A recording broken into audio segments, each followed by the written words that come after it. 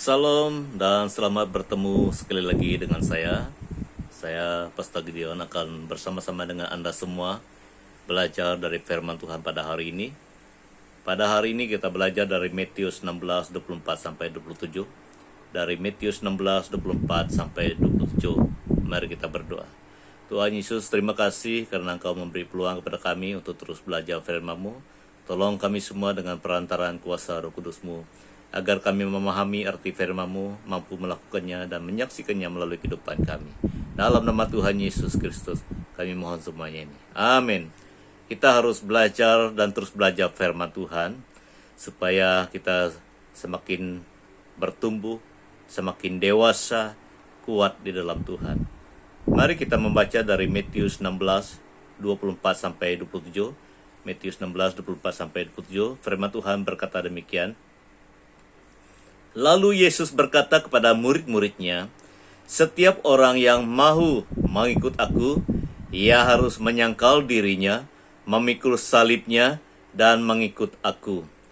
Karena barang siapa mau menyelamatkan nyawanya, ia akan kehilangan nyawanya. Tetapi barang siapa kehilangan nyawanya karena aku, ia akan memperolehnya. Apa gunanya seorang memperoleh seluruh dunia, tetapi kehilangan nyawanya? Dan apakah yang dapat diberikannya sebagai ganti nyawanya?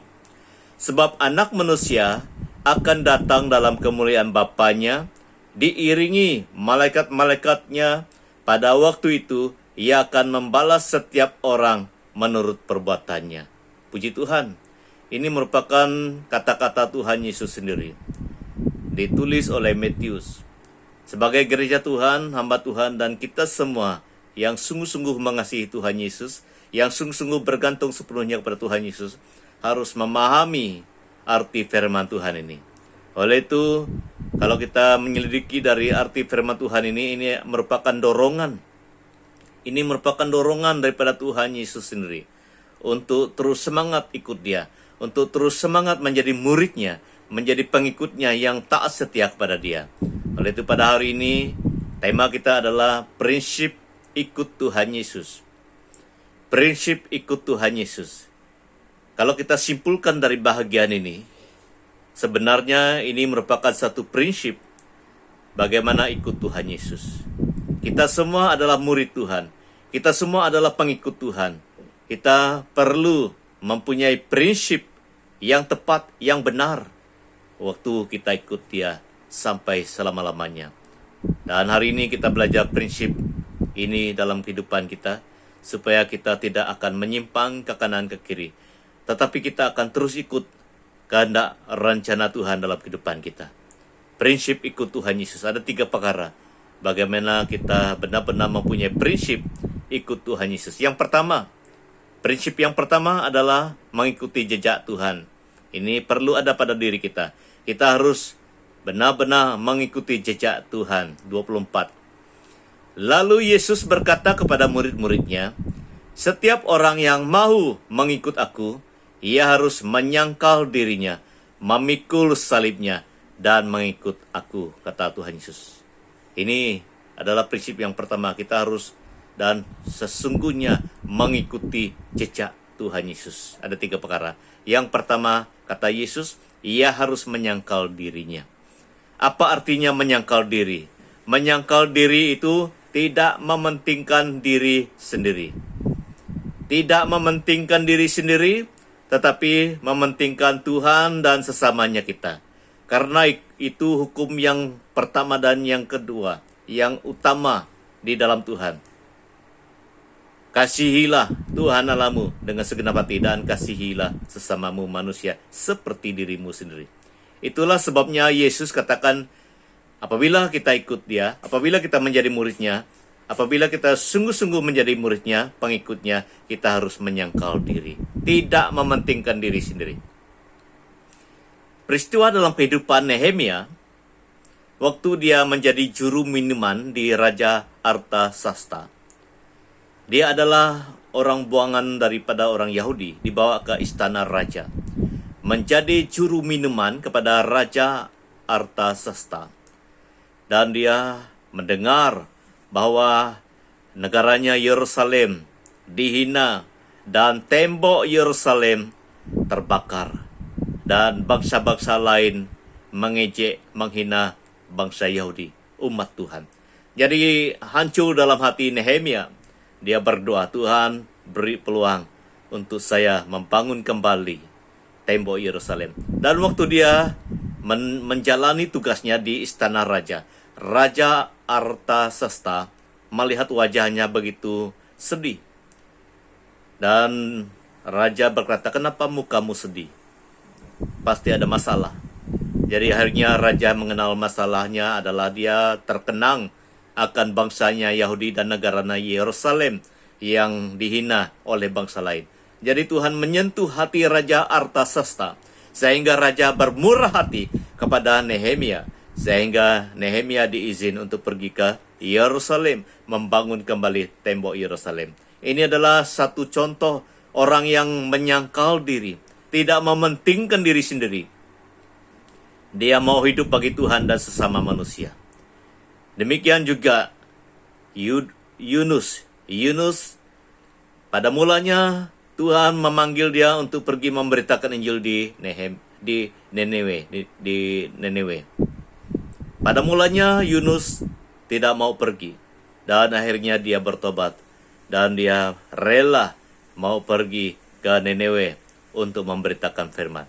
Dan dia rela menyangkal diri, mau hidup bagi Tuhan dan sesama, sehingga orang di Nineve bertobat terima Tuhan karena mendengar firman yang disampaikan oleh Yunus. Hidup kita seperti itu. Hidup kita harus seperti itu. Apabila kita ikut Tuhan Yesus, kita harus menyangkal diri, tidak mementingkan diri sendiri.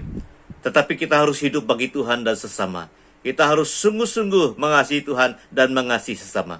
Kita harus menjadi alat dalam tangan Tuhan dan memberkati bangsa-bangsa lain, saudara kita, dan orang lain juga. Kita tidak boleh mementingkan diri sendiri apabila kita mau sungguh-sungguh ikut Tuhan.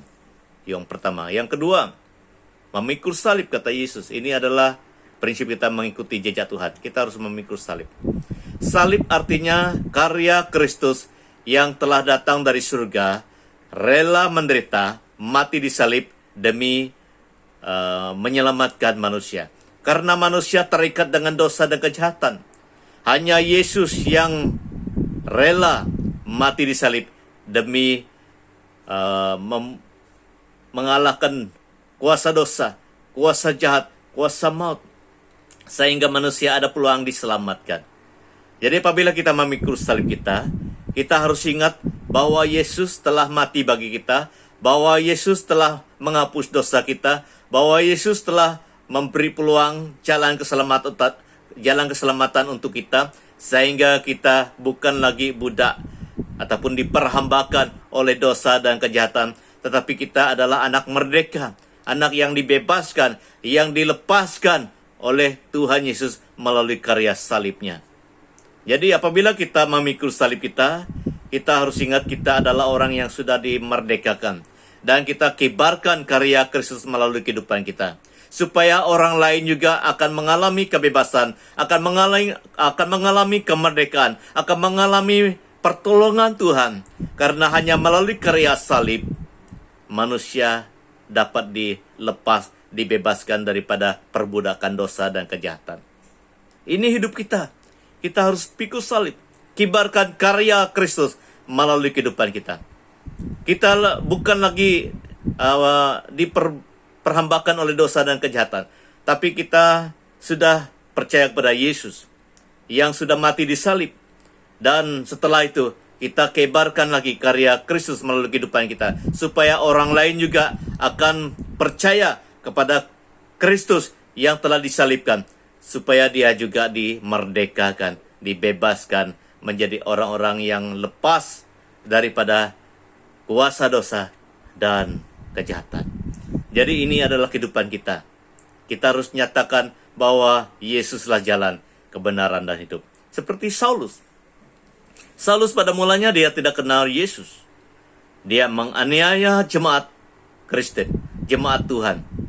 Tetapi apabila dia sudah kenal Yesus dalam satu pengalaman yang istimewa, dalam perjalanannya dari pergi ke Damsik, dan cahaya terang begitu terang menyinari dia, dan suara berkata-kata, "Saulus, Saulus, kenapa engkau menganiaya aku? Siapakah engkau, Tuhan?" Dari saat itu dia kenal Yesus. Dan setelah dia kenal Yesus, hidupnya diubah. Rupa-rupanya Yesus itulah yang telah menyelamatkan. Yesus itulah yang telah rela mati disalib demi dia dan kita semua. Sehingga Paulus juga pikul salib, memberitakan kabar keselamatan hanya melalui Yesus. Demikian juga kita hari-hari ini. Dalam kehidupan kita ikut Tuhan, kita harus ingat bahwa kita sudah diselamatkan, kita sudah dilepaskan, dan kita serahkan hidup kita kepada Tuhan, untuk Tuhan, supaya Tuhan gunakan hidup kita mengkibarkan tentang karya Kristus di salib, supaya orang lain juga dapat diselamatkan melalui hidup kita. Ini yang kedua. Yang ketiga itu, dan mengikuti aku, kata Yesus. Dan mengikuti aku. Apa artinya mengikuti aku ataupun mengikuti Tuhan Yesus? Itu adalah melakukan kehendak Bapa surgawi. Seperti dalam Matius 12 ayat 50. Sebab siapapun yang melakukan kehendak Bapakku di surga, dialah saudaraku laki-laki, dialah saudaraku perempuan, dialah ibuku. Melakukan kehendak Bapa surgawi. Yesus datang untuk memperkenalkan kehendak Bapa surgawi. Yesus datang memperkenalkan kebenaran, memperkenalkan keadilan, memperkenalkan kekudusan. Jadi apabila kita ikut Yesus, kita harus hidup dalam kebenaran, hidup dalam keadilan, hidup dalam kekudusan. Karena itu adalah kehendak Bapa surgawi. Kita tidak boleh ikut rentak dunia. Kita tidak boleh hidup dalam dosa dan kejahatan. Kita harus ikut Yesus, memperkenalkan kebenaran, memperkenalkan keadilan, memperkenalkan kekudusan. Lewat firman Tuhan, kita kenal semuanya. Jadi, Bapak Ibu Saudara-saudari yang kekasih, kesempatan yang Tuhan berikan dalam hidup ini, kita harus sungguh-sungguh mengikuti jejak Tuhan.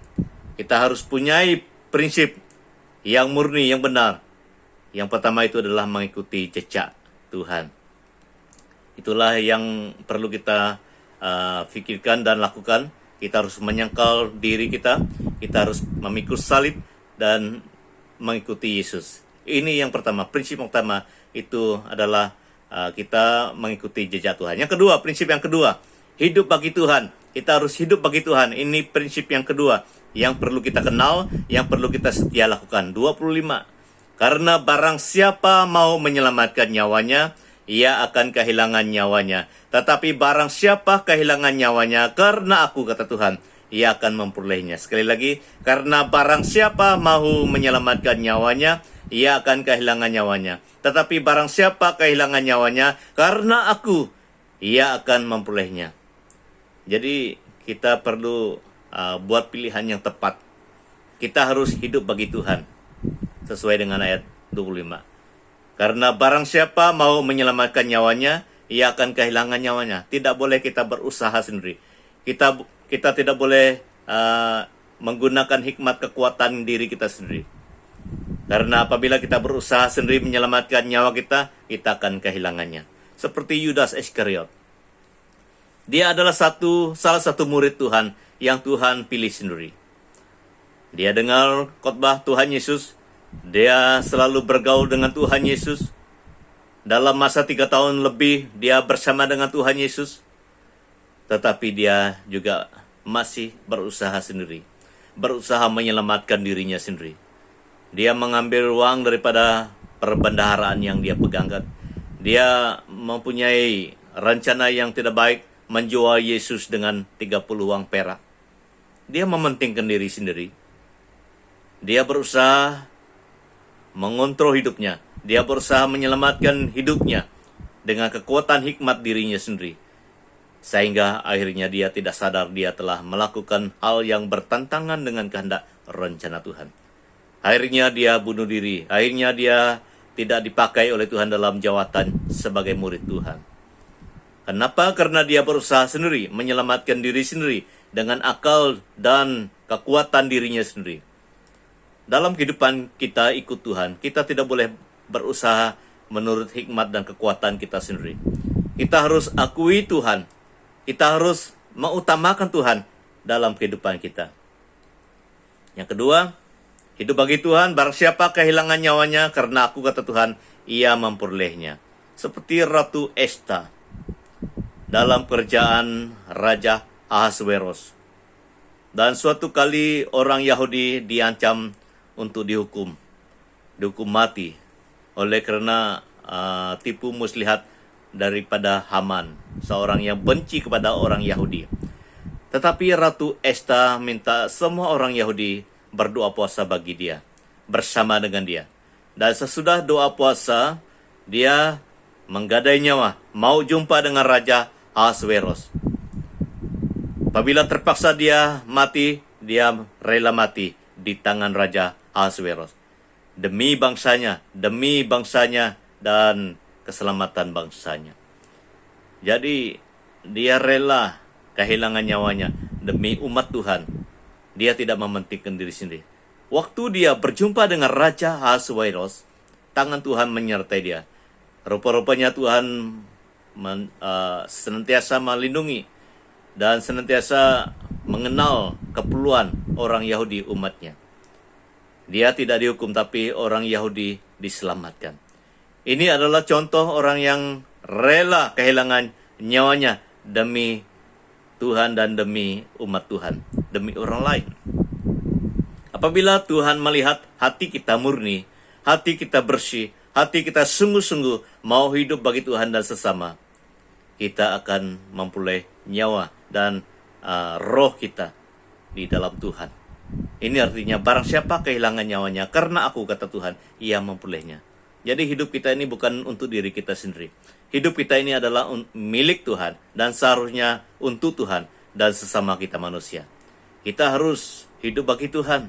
Apabila kita rela hidup bagi Tuhan, Tuhan akan mempercayakan lebih lagi. Tuhan akan mengembalikan hidup kita di kemudian hari. Kita melihat Aquila dan Priscilla. Aquila dan Priscilla adalah tukang kemah. Rela bersama-sama dengan Rasul Paulus. Rela menderita dalam pelayanan Tuhan. Mereka tidak mementingkan diri sendiri, tetapi mereka rela kehilangan nyawa mereka demi Tuhan, demi pelayanan Tuhan.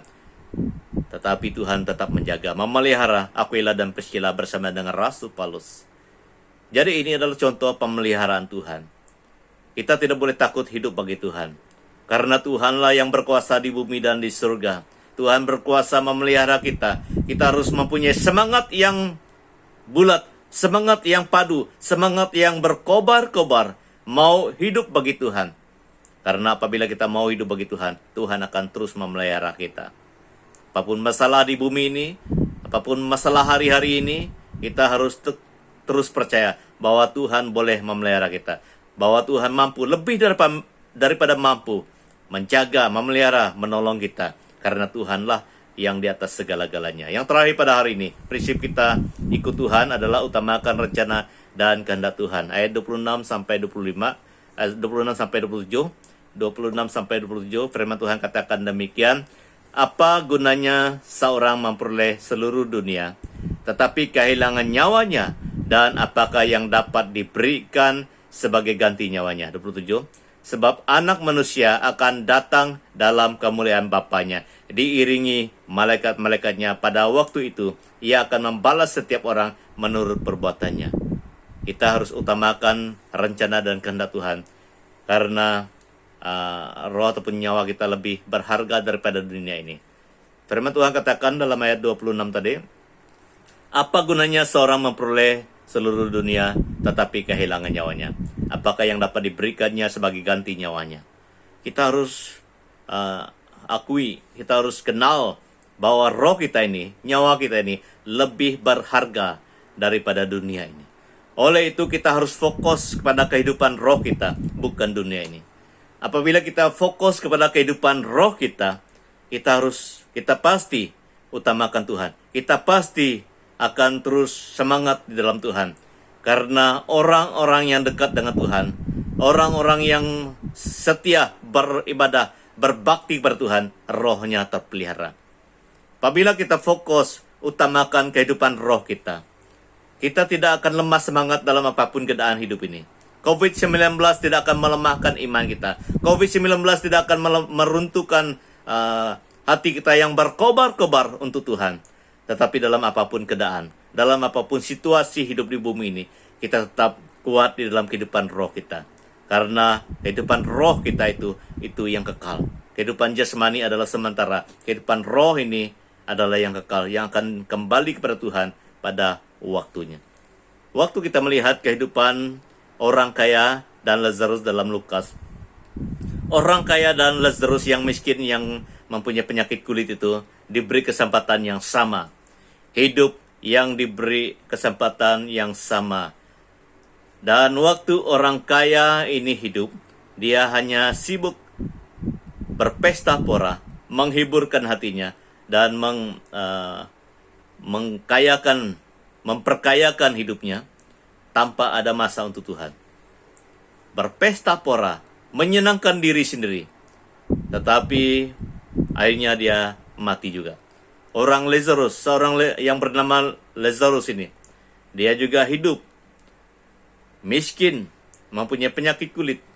Tetapi firman Tuhan katakan apabila dia mati, dijemput oleh malaikat dan diberi keistimewaan di pangkuan Abraham. Apa artinya dia diberi keistimewaan hidup di pangkuan Abraham? Itu adalah orang yang layak menerima janji Tuhan, orang yang layak hidup dalam kerjaan Tuhan yang kekal. Tetapi orang kaya ini, waktu dia mati, dia di dalam penderitaan yang kekal. Dia menderita sekali karena dia tidak ada masa untuk Tuhan. Dia hanya berpesta pora untuk dirinya sendiri karena hidupnya fokus kepada dunia ini.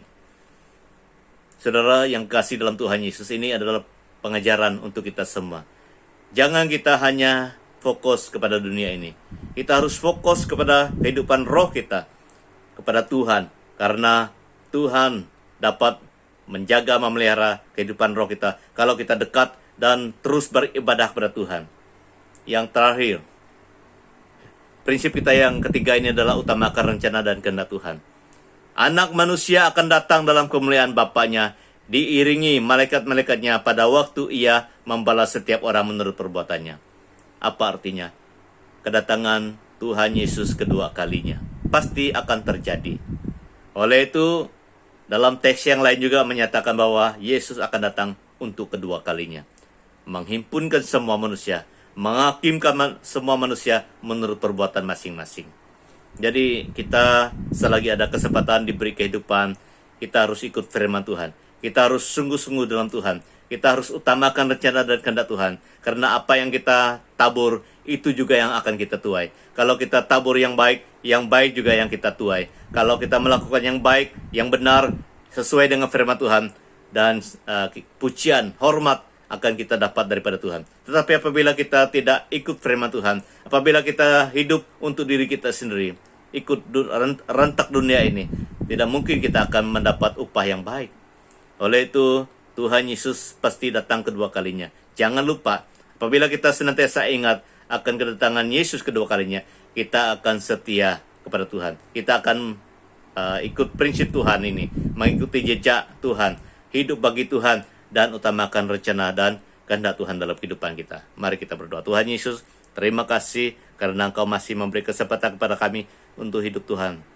Tolong kami semua agar kami mempunyai prinsip yang benar, yang baik, ikut Engkau, mengikuti jejak-Mu, hidup bagi Engkau, dan utamakan rencana dan kehendak Tuhan dalam kehidupan ini. Berkati kami semua. Di dalam nama Tuhan Yesus Kristus, kami mohon semuanya ini. Amin. Tuhan berkati kita semua. Maju terus dalam Tuhan.